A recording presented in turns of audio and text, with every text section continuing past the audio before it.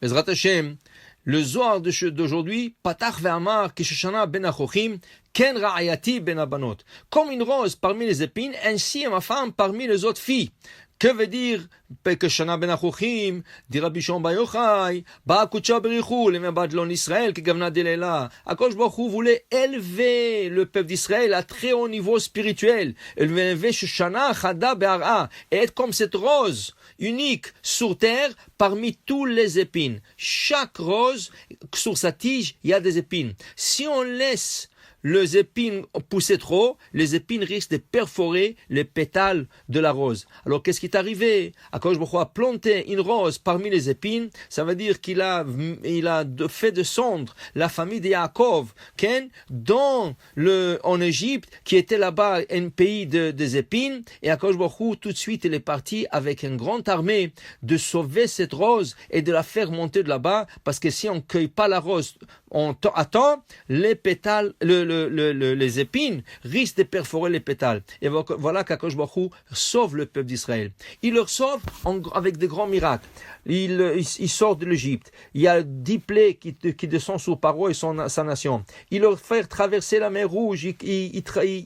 Il coupe la mer Rouge en 12 morceaux. Il leur fait descendre la manne. Il leur donne de l'eau dans le désert. Il leur protège avec un à Kavod, des nuages de gloire. Tout ça en sortant de l'Égypte. Et voilà qu'ils arrivent sur le peuple d'Israël et ils fautent sur la terre d'Israël. Le palais du roi. Le roi est parti leur chercher et leur emmener chez lui à la maison et ils sont en train de fauter chez lui à la maison. Qu'est-ce qui arrive? Il est obligé de leur jeter de ce palais et leur renvoyer en exil.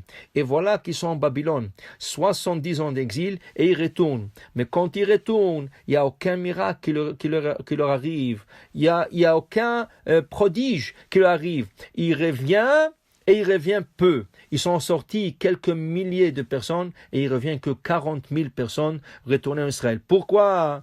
Ils disent malheureusement, il y avait une grande assimilation à Babylone, qu'ils ont marié des femmes non juives et leurs enfants étaient déjà non juifs. Alors Ezra Sofer, qu'est-ce qu'il fait? Il trie et il emmène en Israël rien que les familles pures dont le père et la mère sont juifs. C'est le seul qui sont montés. Il n'y avait pas beaucoup. C'est pour cela, Akadosh Baruch Hu, quand il leur fait retourner en Israël, après 70 ans d'exil, il n'y a pas de prodige, il n'y a pas de miracle. Il retourne un peu avec la tête bas. Mais est-ce qu'il n'y avait pas de miracle du tout? Non. Il y avait des miracles. Mais Akadosh Baruch Hu dit, je me cacherai derrière les scènes pour qu'ils ne voient pas le miracle. Quel était le grand miracle? À la fin de cet exil, voilà l'histoire de Purim se passe.